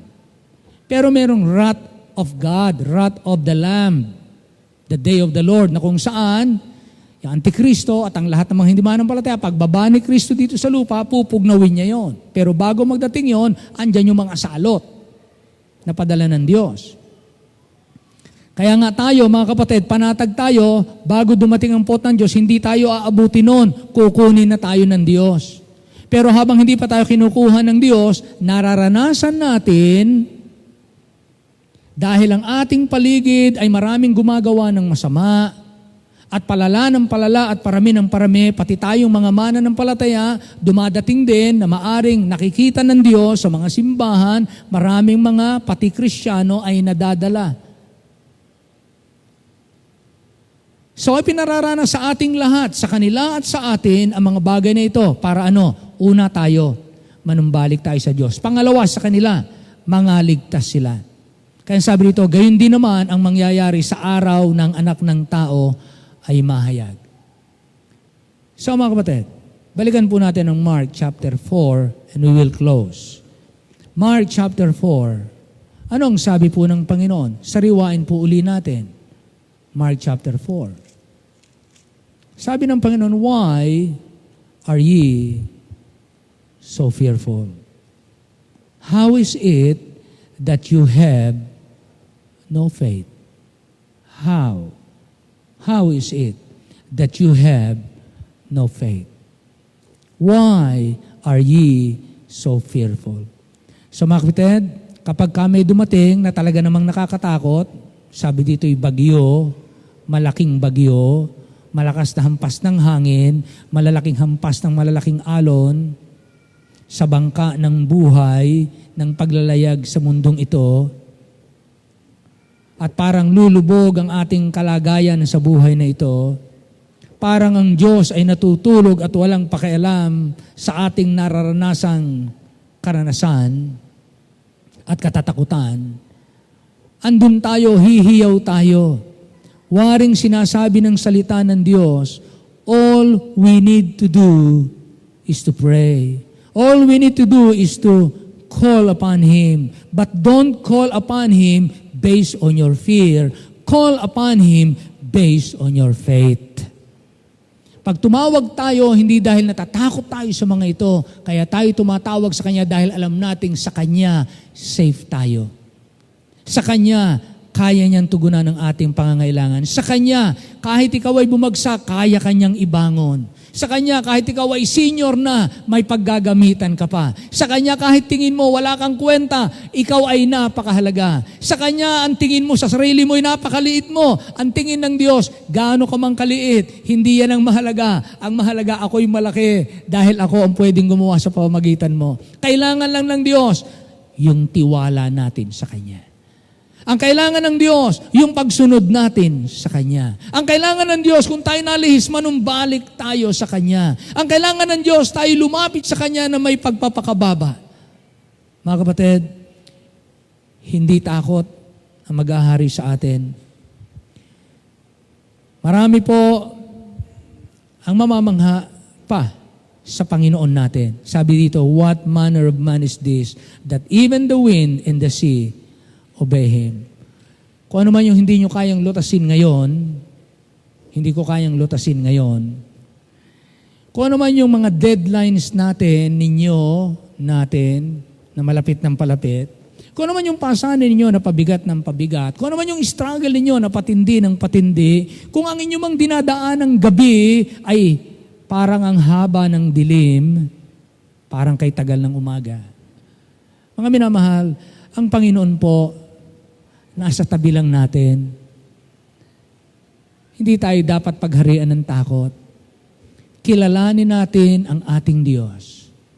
Alam niya ano yung ipinahintulot niya na maranasan natin. Hindi para tayo takutin. Pinahintulot niya sa atin para tayo palapitin sa Kanya. Ama naming Diyos, maraming salamat po sa inyo. Ang iyong pamamaraan ay upang kami palapitin sa iyo ng higit at higit.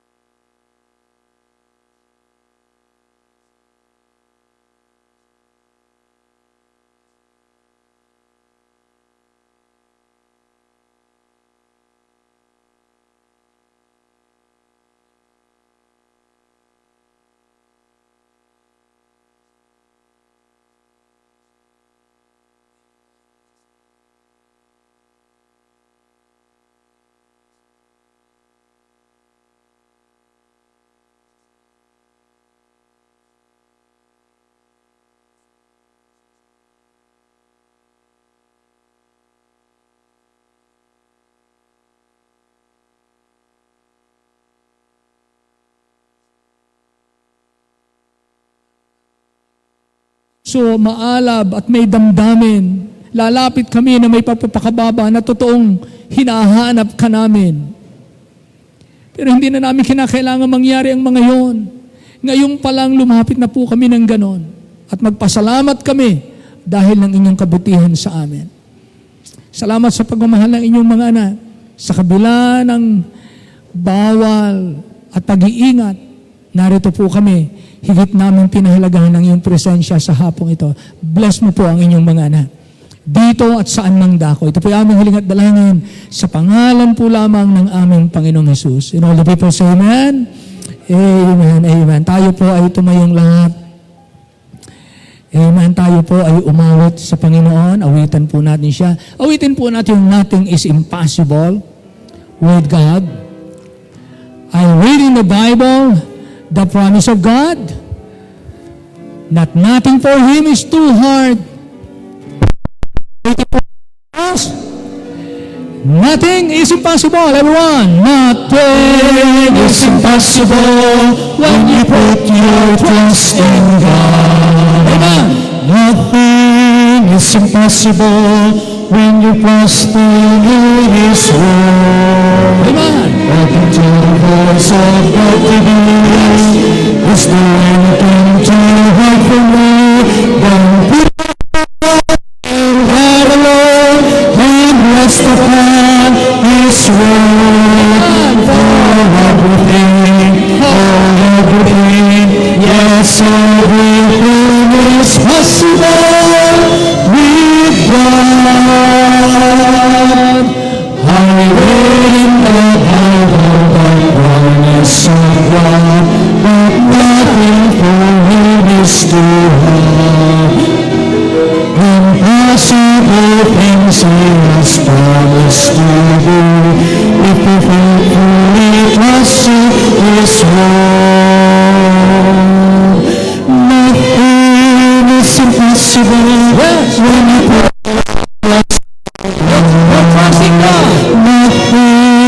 is impossible when you trust in His word.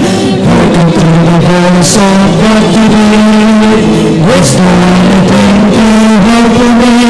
Then put in God alone and rest upon His word. Everything, yes, everything is possible with God. Nothing is impossible when you put your trust in God. Nothing is impossible when you trust in His word. Welcome to the voice of God today.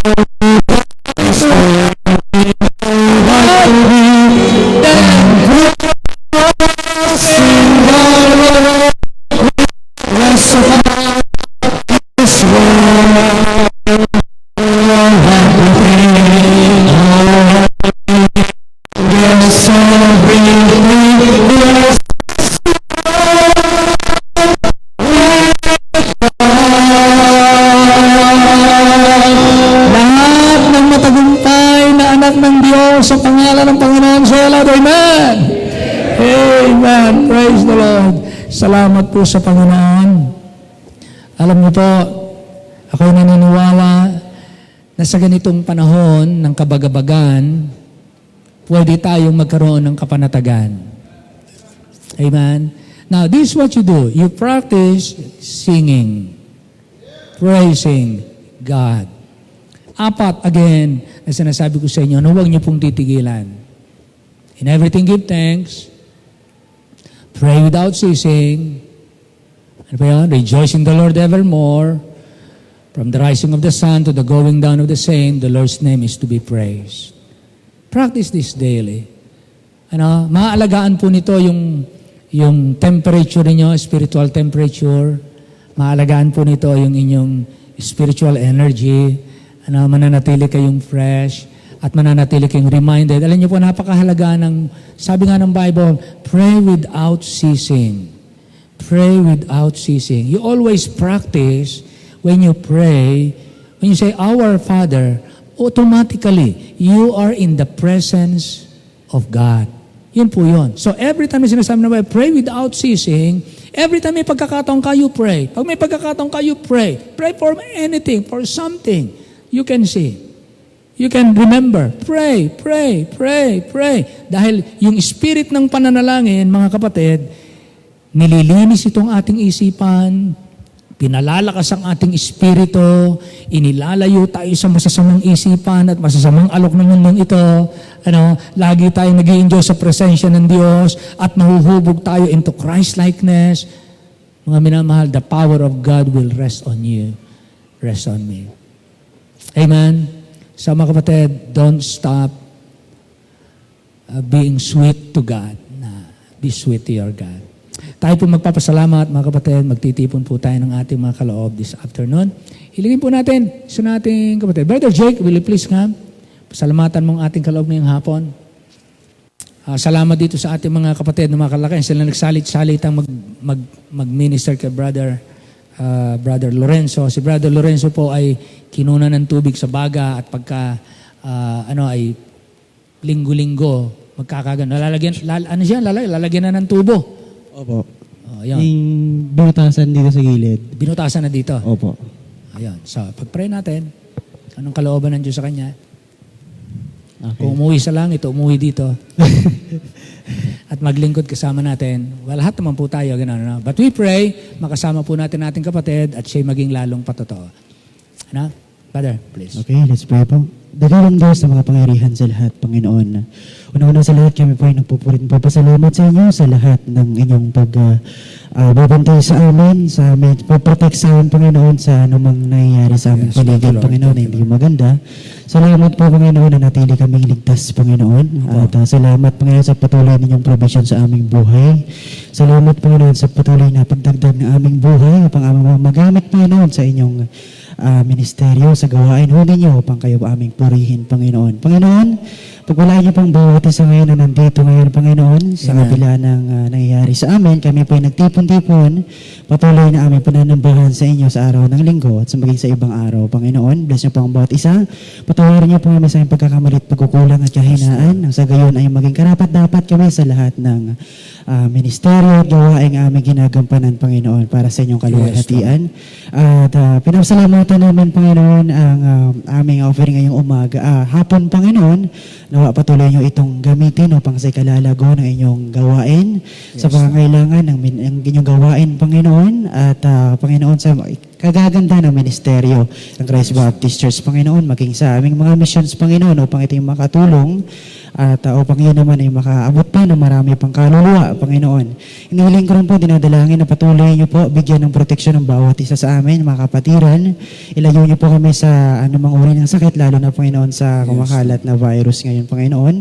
Inihiling ko rin po, Panginoon, na pagalingin niyo po ang aming mga kapatiran na may mga sakit ngayon, lalo na Sir Lorenzo, Panginoon. At Panginoon, tulungan niyo pang bawat isa na maging mapatuloy po kami, Panginoon, na may kagalakan sa paglilingkod sa inyo, sa kabila ng lahat. Tulungan niyo pong maunawaan namin lahat ang kalooban niyo po sa aming buhay, bakit nangyayari ho ito. Tulungan niyo po na ang bawat isa sa amin maging handa, Panginoon, sa anumang posible pang mangyayari sa hinaharap. Ito aming hiling at dalangan sa pangalan ni Jesus. Amen. Amen. Amen. Amen.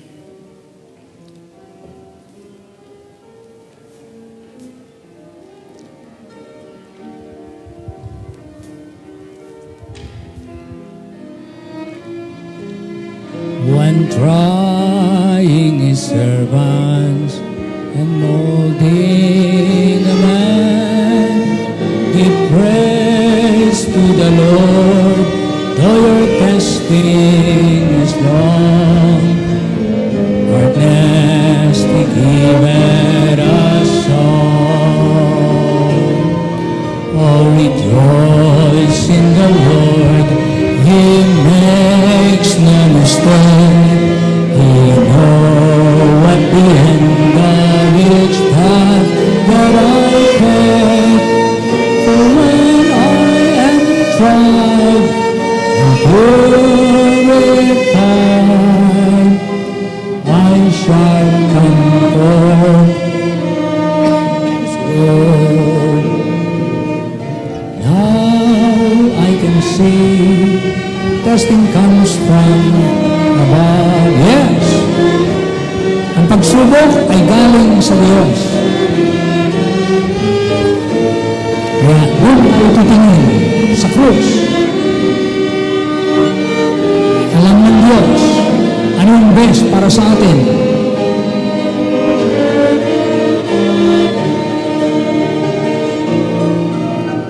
Rejoice in the Lord.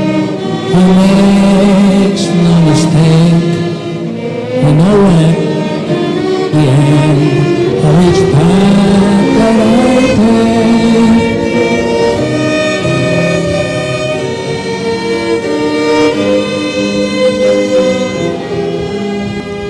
I shall conquer as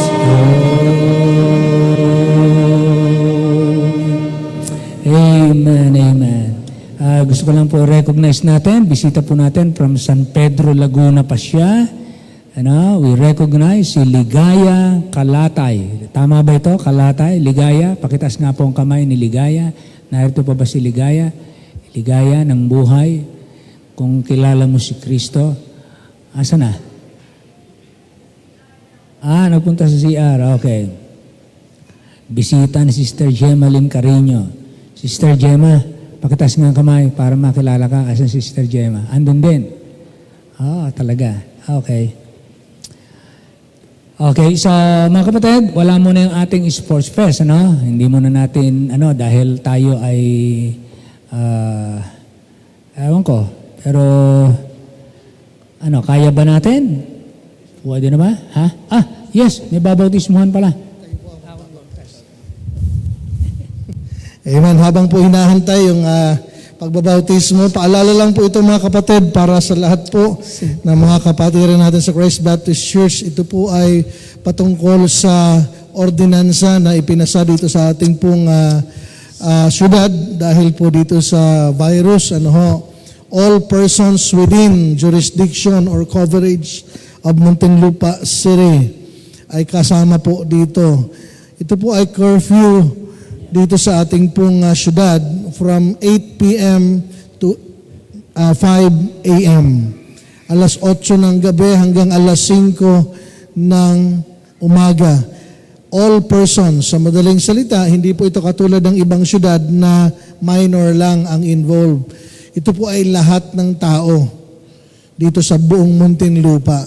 Mula alas 8 ng gabi po hanggang alas 5, may penalty po pesos ang multa nyo. Second offense, 2,000. Third offense ay 5,000. Hindi ko alam kung aabot pa kayo ng pang-apat. So anyway, yun lang, paalala lang po. Pero may exemption. Ang exempted lang po dito, una, mga police, security guards, lahat ng po sa Bureau of Fire Protection, of course, medical personnel, delivery, public transport, emergency situations. Ito po yung mga exemptions. So please, mamaya maalaman natin kung anong gagawin this coming Wednesday dahil sa ating pong prayer meeting. Okay, so 8 p.m. kasi ito. So probably mag-adjust tayo. It depends po sa pwedeng i-announce ng ating pastor. So hintayin po natin yan mamaya. Pwede naman natin gawin na talagang prayer time natin. Gawin natin ng 6:30 hanggang 7:30. Short devotion, then prayer na yung gagawin natin. Wala na yung iba pang ginagawa natin. Pwede po yun. Pero let's see. Depende po yan sa ating pong pastor. Malaman natin mamaya. So let's watch sa ating pong baptism. Ito po yung anak ni Sister Ethel. Amen. Praise the Lord. Napakatangkad na. Amen.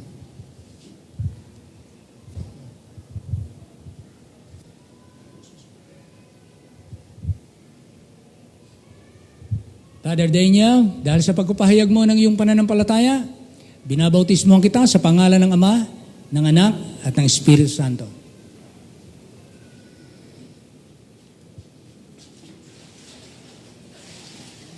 Amen. Praise the Lord. Ayan. Bawas init na rin ho yan sa init ng panahon. Sakto yan. Amen for that. Ano ho? So, any concerns? I think yung ginagawa po natin, bear with us.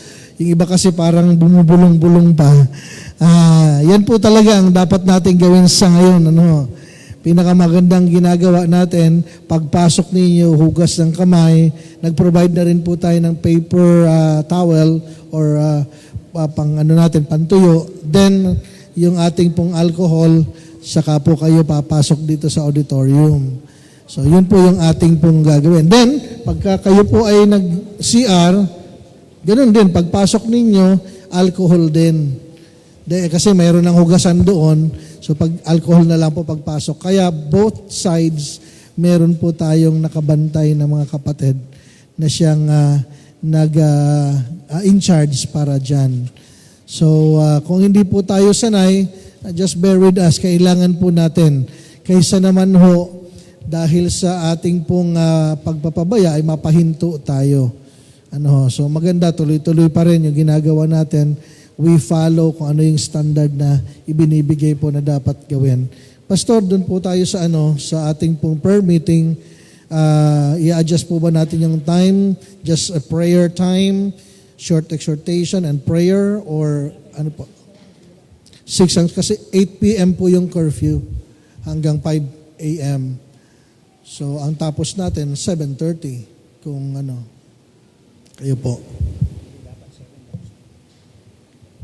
Dapat 7 tapos na. 6 to 7. 5:30 to 7. Okay ba sa inyo? Kakayanin nyo pa? 5:30 to 7 para meron tayong 1 hour na pwede pang 5:30 to 7. Ha? Ang prayer meeting po natin. Okay. So, wag po natin kalimutan, simula ngayong Wednesday, ang ating pong prayer meeting ay mas maaga, 5:30 ang simula natin hanggang 7. Para naman po ay hindi tayo mapasama doon sa pag lumagpas ng 8 ay talagang curfew po kasi 8 ang simula. So thank God for that. We still have. Then, continue pa rin po yung gagawin natin mga kapatid, ay magla-live stream pa rin po tayo kahit po sa ating Wednesday prayer meeting. So pagkat we know na yung iba ay talagang mahihirapan kayong umabol dahil galing pa kayo maaari ng malayo sa opisina, checkpoint pa kayo. So, pwede naman po kayo while traveling, naka-online, join us. You can do that. Okay? So, ito'y sa amin kasi sa Hong Kong, hindi na iba to sa amin. Matagal na namin ginagawa ang online streaming. Bago pa nagkaroon yung mga online dito sa Philippines, sa Hong Kong, matagal na natin ginagawa yan. But anyway, mas naging effective dahil kailangan ngayon. Okay? So sana po, wag niyong hayaan na lalagpas kayo o maaabot kayo ng alas 8 sa labas. Kasi this will be strictly implemented. Di naman po kayo aarestuhin. Sisitahin lang po kayo at titikitan kayo. Yun lang. First offense, 1,000 pesos. Second offense, 2,000 pesos. Third offense ay 5,000 pesos. Okay? Dito po yan sa Muntinlupa City. Kung hindi naman kayo taga Muntinlupa, hindi kayo kasali dito. But see to it na hindi kayo maaabot ng alas 8 dahil i-apprehend din po kayo niyan. Okay, so any announcement? Birthday celebrants? Wala na. Anniversaries? Wala naman. Okay? So baka meron tayong bisita na hindi na-recognize. Nandito na po. Amen. Kanina na nabanggit yung kanyang pangalan. Okay, sige po, pakitayo, ma'am. Sir or what? I don't know. Ligaya. Wow. Amen. Sige po, yan. Amen. Praise the Lord for that. Palakpakan natin. Amen. Amen. Kalatay. Okay, amen. Praise, thank you very much. You may be seated, please. Salamat po. Meron pa ba iba? First time yung nakapunta dito sa Christ Baptist Church, wala na. Yung kapatid natin from CBB Los Baños, his second time here. He is working dito sa South Mansfield. Okay? So kung wala na po, wala po tayong postpone muna as far as our pastor is concerned. Yung ating sports fest ay postpone muna po natin. Ano ho? I don't know yung young people, Pastor.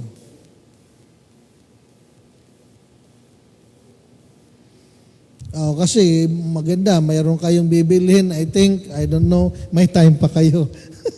Kung gusto nyong, kayo ba, sir? Ano ba? Tignan mo na po. Kasi po tayo ay under monitoring ng ating mga kapaligid. Ayaw naman natin na tayo ay magpabaya. Ngayon, kung yung fellowship ng young people ay magkaka-ano-ano kayo, wala na. So, wala na po tayo. Kaya, i-ano muna natin. Makapanambahan lang tayo, maging malaya muna tayong manambahan. Sumunod muna tayo sa ng gobyerno natin na kung hindi naman talaga kailangan, ay huwag na muna natin gawin. Ngayon, yung panambahan, utos kasi ng Diyos. Yung additional programs natin, hindi yan utos kaya paging sports fairs o kung ano man, mga youth activities natin, lahat, pati mga academy activities, ay in-stop natin. Para at least, sabi nga gawin nyo ito, huwag nyo pababayang hindi ginagawa ang iba. Kaya sinusunod natin sa pananampalataya at sinusunod din natin yung ating sa pamahalaan. So after po nito, wala na po munang young people. Tumulong muna kayo sa inyong mga tahanan. Mas magandang yung young people, katuwang sa bahay. At baka gustong-gusto na kayong yakapin ng inyong mga magulang. Baka hindi na kayo nayayakap. Nagseselos na sa youth program. Masahihin niyo muna si tatay at si nanay. At baka matuwa. Paghugas natin ng, sabi na, tutuwa ako ng sabi. Pag naghugas kayo ng kamay, isama niyo na daw yung paghugas ng plato at saka ng kaldero. Tingin ko yung matutuwa ang mga magulang natin. So, at this time, at this period of time, wala muna tayong young people. Pagkatapos po ng closing prayer, dismiss na po ang lahat, isasara na po dito, papapasukin na natin yung mga pulis at dadakipin yung matitira. Okay po? Biro lang po yan. Sige po, tayo po tumayong lahat, tayo po magpasalamat sa Panginoon. Magwakas po tayo sa panalangin. Salamat po ng maraming. I think meron tayong bisita na nasa likod. Yan ba yan? Bisita ba? Yeah. Pakitaas nga po kamay. Bisita, 1. Meron pa pong bisita sa likod. Yes. Okay po. So, palakpakan po natin yung mga bisita. Si Johnny, nataas din ang kamay. Gusto rin mapalakpakan eh. Talaga to si Johnny. Okay, alika Johnny, ikaw mag-closing prayer. Habang hinahintay po natin si Brother Johnny, mga kapatid, yung pong chair, yung arrangement natin ng upuan, wag niyo pong paglalapitin. Kasi may standard po, 1 meter apart. Ano po, para tayo tuloy-tuloy dito. Dahil pag nasita naman po tayo, patitigilin tayo rito. 1 meter apart ang bawat upuan. Kaya gusto nyo mang makaklose yung iyong anak, kaasawa, or what. Pagdating sa simbahan, medyo agwat muna kayo. Yan po ina-arrange na po namin ng 1 meter apart. So, wala na po kayong gagalawin dyan. Kanya nga lang, napapansin ko talagang medyo hindi matiis na dapat magkadikit. Wag po. Paano nyo, ibalik nyo sa dati para at least may sumilip man po sa atin, clear pa rin tayo. Kasi nakikita nila na sinusunod natin yung standard ng sukat na dapat distance. Yung distancing kung tawagin, meron po talaga ang government natin na ibinibigay. So please, bear with us also in that kind of situation. Brother Johnny, lead us in our closing prayer. Thank you. Tayo po yung pikit. Maraming Diyos, maraming salamat po sa buong araw na pag-iingat na inyo po binigay, Lord, sa amin. Maraming salamat po sa successful na Sunday service na inyo po pinagkaloob sa amin na kahit po kami po ay may pinagdadaanan, pinaintirutan niyo pa rin po, Lord, ng bawat isa ay makadalo. Nawa po kayo po ang patuloy na mag-ingat sa aming lahat, sa aming pag-iwahiwalay. Ganyan din po, Lord, kayo po ang patuloy na mag-provide ng mga pangangailangan, Lord. Kayo po ang patuloy na manguna sa aming mga gagawin, Lord. Na po ay kayo po ang makita, Lord, sa aming buhay, Lord. In this name we pray. Amen. Praise the Lord. Amen.